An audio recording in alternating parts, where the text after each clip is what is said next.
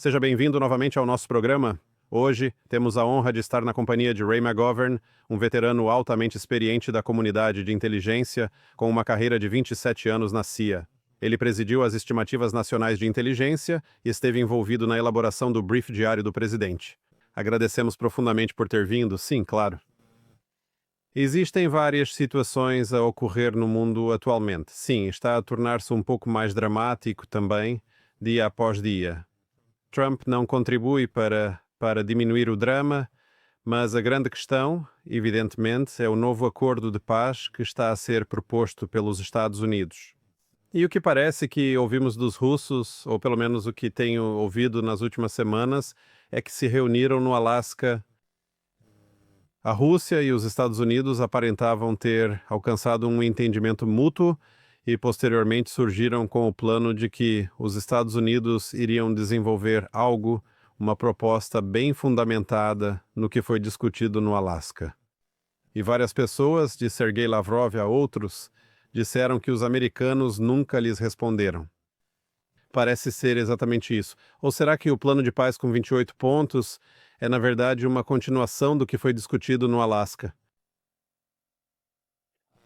Bem, Putin declara que é assim, portanto, de facto e de jure, assim é. Muitos de nós ficamos surpreendidos por Putin ter aceitado, mas, sabe, se olhar para o contexto e tentar alargar a perspectiva e ouvir o que os líderes russos dizem, eles têm afirmado consistentemente que a sua prioridade predominante é criar uma relação decente com os Estados Unidos. Outras questões, como a situação na Ucrânia e o semeio a juntarem-se a Israel para atacar o Irão. Eles não gostam disso. Os russos não gostam, mas são considerações secundárias, certo? Agora, quando a cimeira teve lugar em Anchorage, foram estabelecidos alguns acordos. Trump entrou praticamente sabendo quais seriam os acordos porque Wickoff os tinha, de certa forma, sugerido, falou com Putin durante, penso eu, 6 horas naquela altura, cerca de 2 dias antes. Portanto, os acordos que foram estabelecidos estavam relacionados com a implementação de um cessar-fogo, correto? Trump entrou efetivamente no avião, falou com um repórter da Fox News e disse: "Sabe, ficarei terrivelmente desiludido se não conseguirmos algo na natureza de um cessar-fogo imediato." Hã?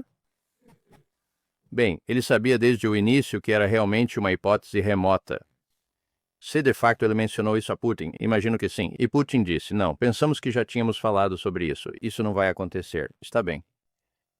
Então, 2 horas após a reunião, Trump vai ao seu Truth Socialist e diz que não vamos optar por um cessar-fogo imediato. Queremos o pacote completo, como às vezes dizemos na América. Sim, vamos atrás de tudo. Então, cessar-fogo imediato, esqueça. Outro ponto crucial, evidentemente, foi que Trump consentiu que não permitiria que os ucranianos prejudicassem o avanço em relação à Ucrânia. Parece estranho, não é? Ele não deixaria o líder da Ucrânia sabotar. Sim, bem, foi assim que aconteceu. Zelensky ficaria fora disso e numa posição inferior.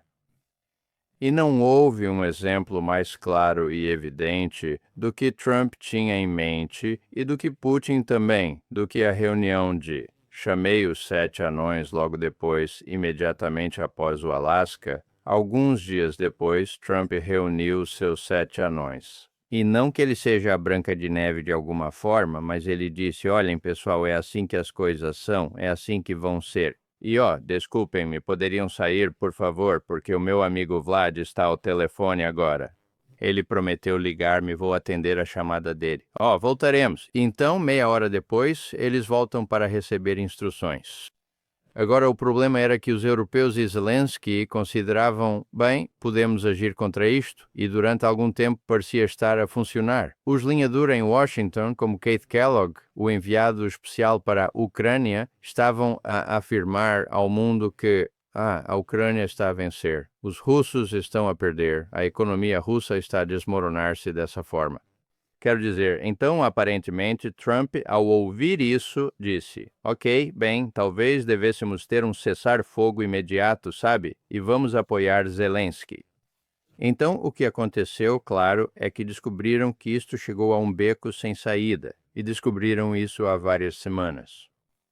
Estou a discutir os impressionantes avanços militares russos na região do Donbas, e até mesmo fora do Donbas, rompendo linhas ucranianas fortificadas, extremamente robustas e estabelecidas há bastante tempo, e deixando claro que, sabe, isto não vai perdurar por muito mais tempo.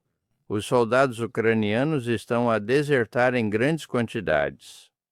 Não possuem armamento novo, muito menos pessoal novo para o manusear.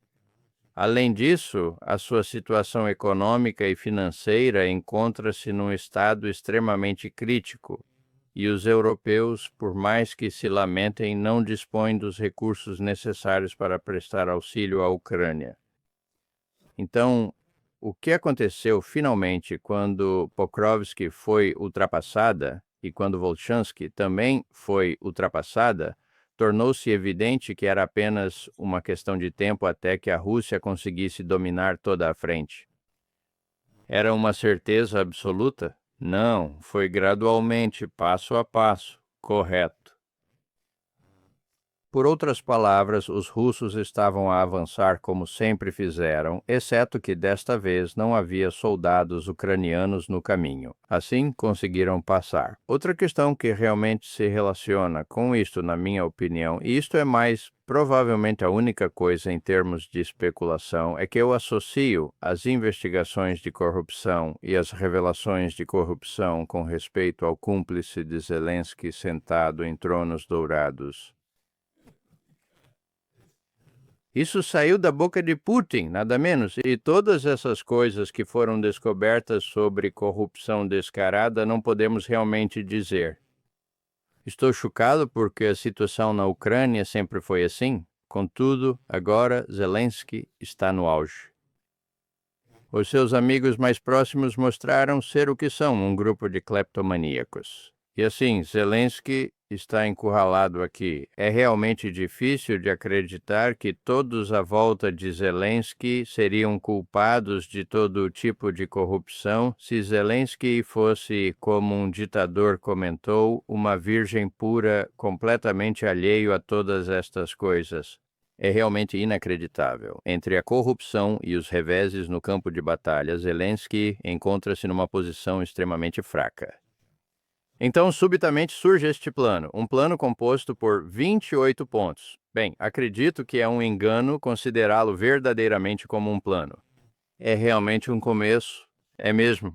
Bem, a palavra russa para plano também significa algo como um cronograma, um esboço. Sabe, são essencialmente pontos de discussão. Estes foram cuidadosamente elaborados em colaboração por Kirill Dmitriev e Witkoff, certo? Temos conhecimento de que Wyckoff viajou para a Flórida.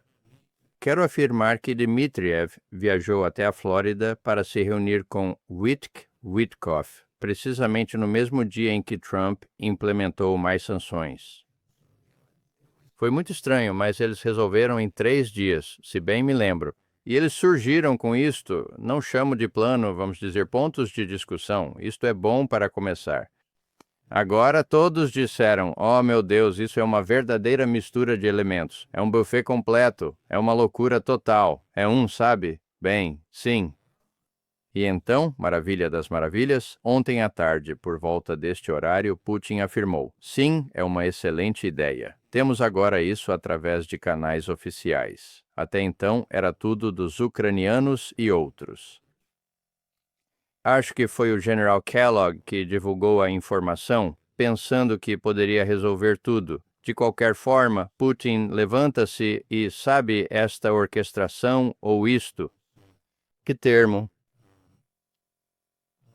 A coreografia que ele executa nestas reuniões do Conselho de Segurança Nacional. Recentemente, houve uma vez em que o chefe da casa disse a Putin, está bem, agora vamos avançar. Vamos falar sobre transportes, ministro dos transportes, e depois disse, com licença, se me permite, quero falar sobre algo mais importante. Acho que foi sobre a ameaça do ZIUA de retomar os testes nucleares assim chamados. Certo, em qualquer caso, a mesma coisa aconteceu ontem.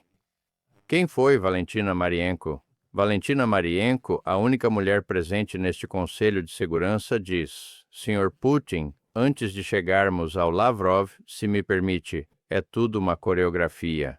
Isto é realmente magnífico. Diz: sim, o que tens para nos contar? Ela responde: bem, sabes, há muita discussão sobre este plano de paz de 28 pontos proposto por Trump.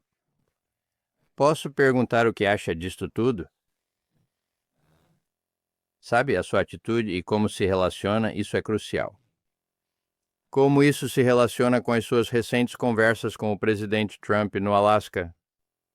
Bem, isto merece ser reiterado, não de forma literal, mas na sua essência. Bem, Putin afirma que tem razão. Antes da importante reunião no Alasca e durante a discussão preliminar, o lado americano solicitou-nos para fazer algumas concessões e compromissos e assim demonstramos a nossa flexibilidade. O ponto principal da reunião no Alasca foi que confirmamos que estas eram questões complicadas e por isso estávamos prontos para mostrar essa flexibilidade. No entanto, após a reunião em Anchorage, houve uma pausa notável por parte dos americanos e compreendemos que isto é Putin. Compreendemos que isto está relacionado com a recusa efetiva da Ucrânia à rejeição do plano de paz sugerido pelo presidente Trump. E acredito que é precisamente por essa razão que surgiu uma nova versão, essencialmente este cronograma atualizado ou plano geral, se preferir, composto por estes 28 pontos. Atualmente, acredito firmemente em Putin. Estou convencido de que isso poderia efetivamente servir como uma base sólida para um acordo de paz definitivo e não está a ser discutido em pormenor conosco.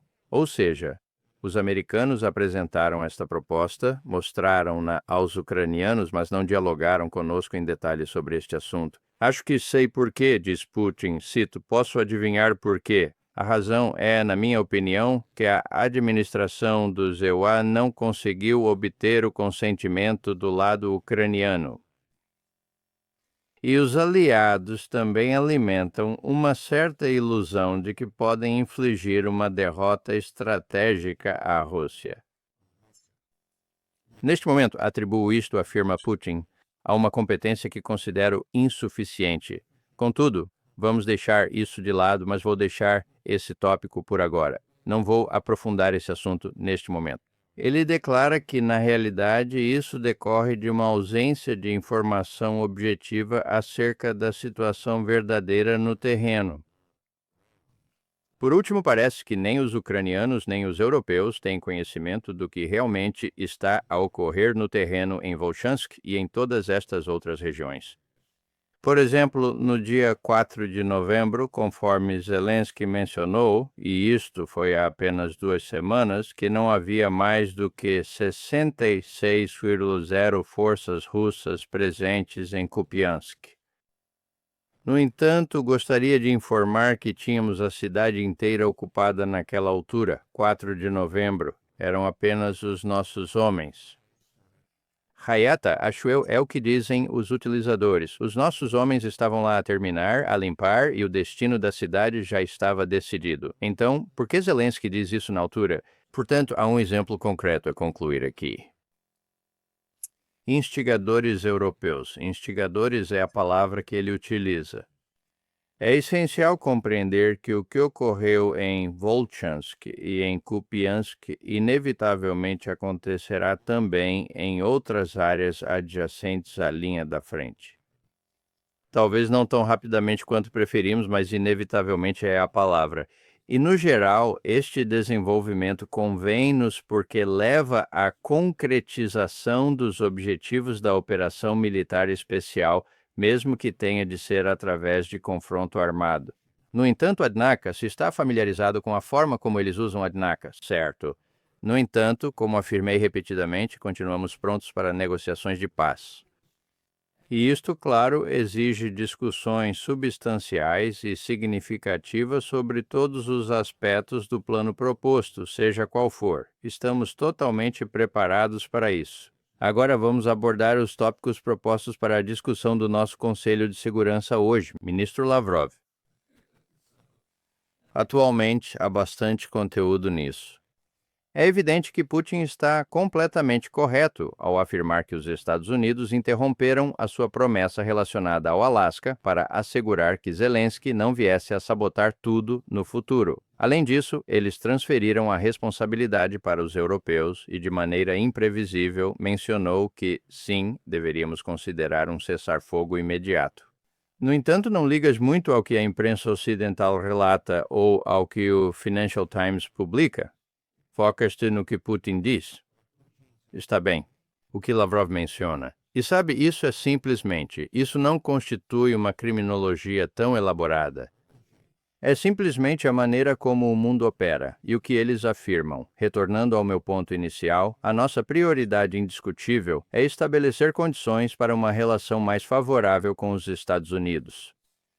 Tudo o resto é secundário. Fim de citação. Agora, não está a ser fácil. Nem sequer conseguimos um acordo para que eles devolvam a propriedade roubada por Obama mesmo antes de ele sair do cargo.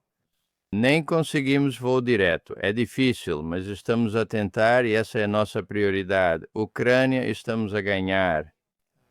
Isto vai demorar um pouco mais, mas agora temos um esboço com o qual podemos trabalhar.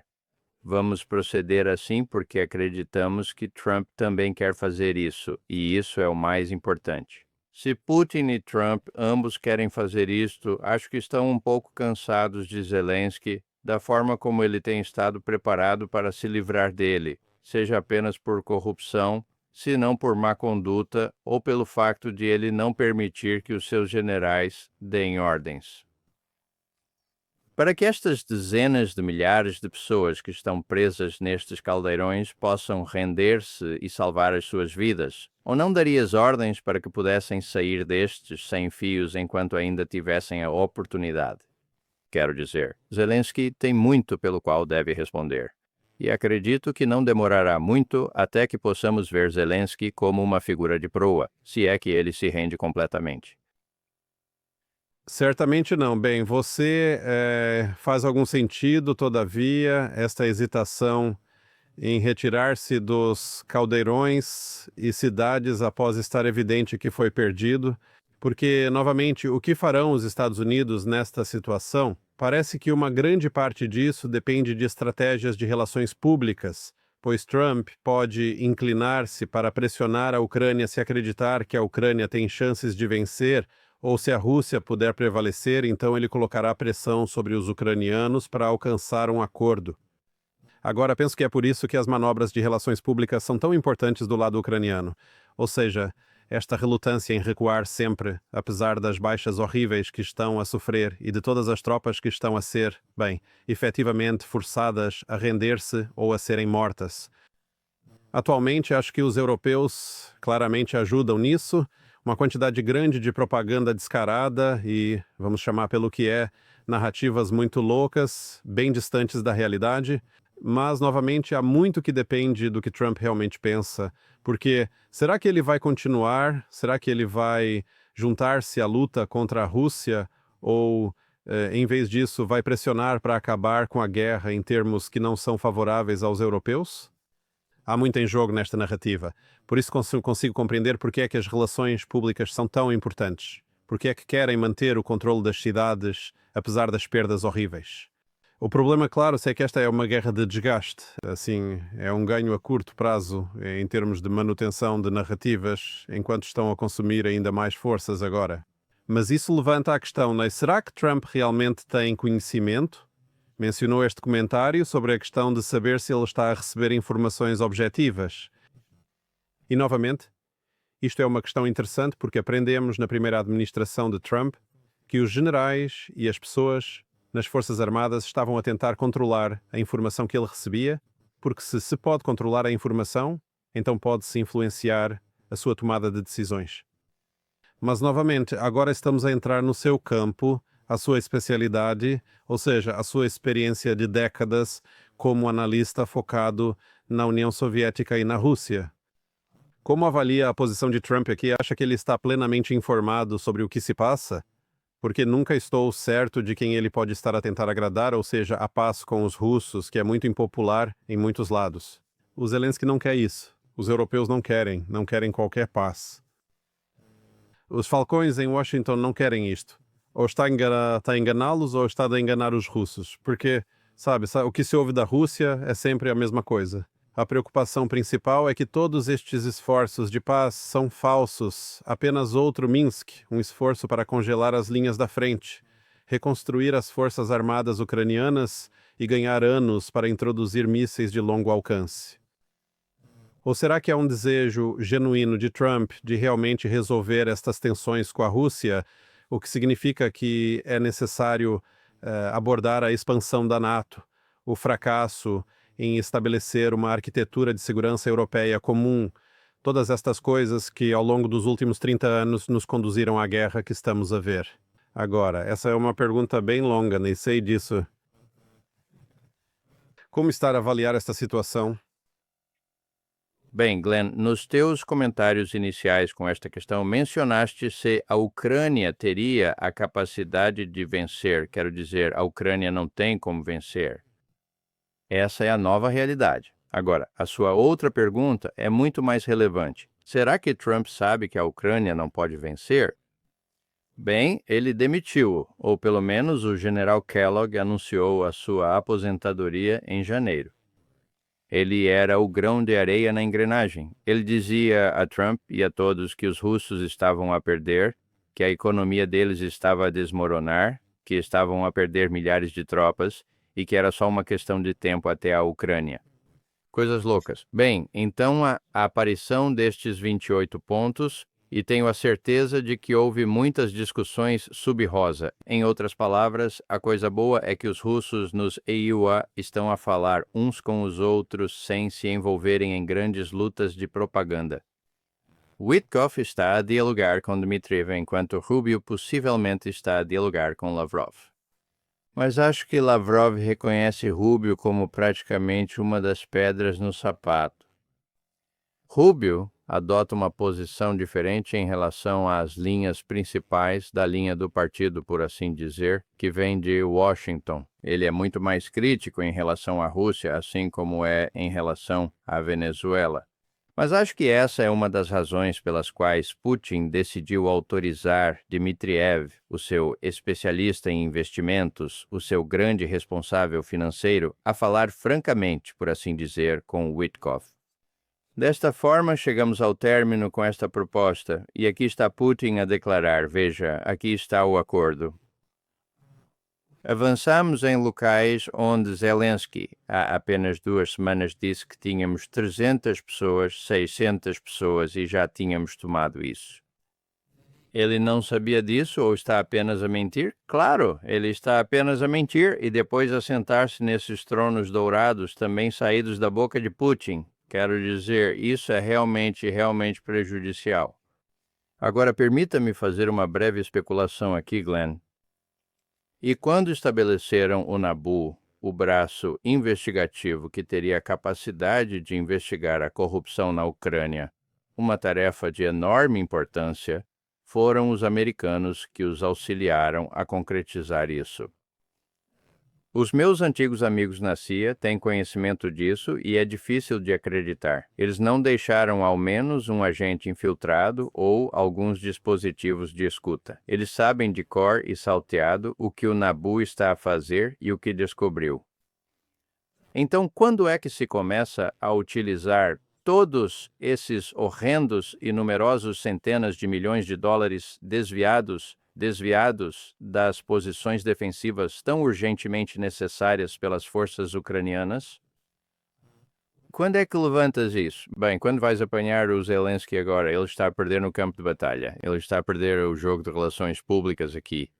Parece-me que até na Ucrânia estão a fazer todo o tipo de perguntas embaraçosas. É difícil acreditar que ele estava acima de tudo isto, tão puro como a esposa de César, por assim dizer.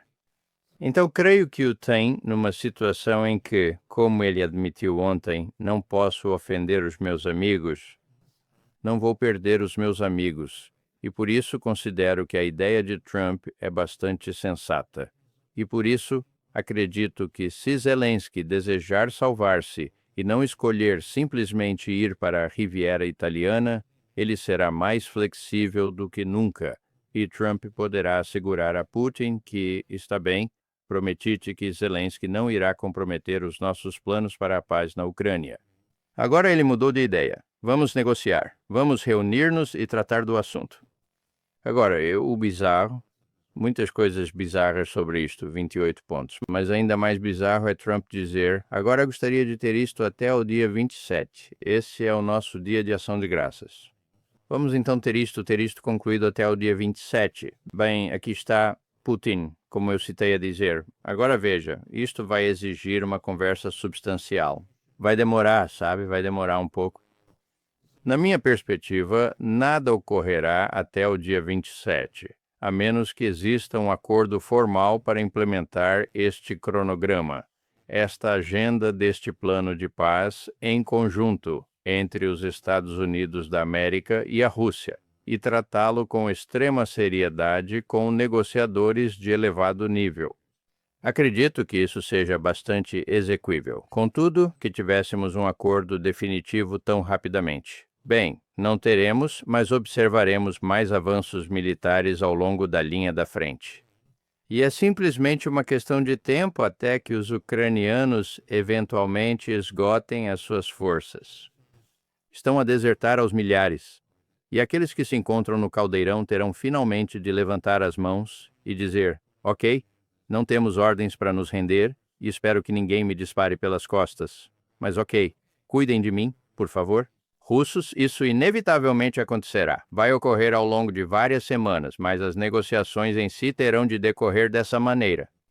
E uma das disposições, naturalmente, é que a Ucrânia não integrará a NATO, não será membro da NATO. E isso, evidentemente, é a principal exigência que os russos solicitaram, procuraram e alcançaram acordo em abril de 2022, apenas 6 semanas após o início do conflito.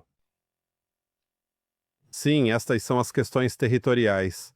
Não creio que os europeus apreciem sempre quando deixam claro que, mesmo após o término da guerra, vão continuar a enviar armamento, podendo até enviar as suas próprias tropas.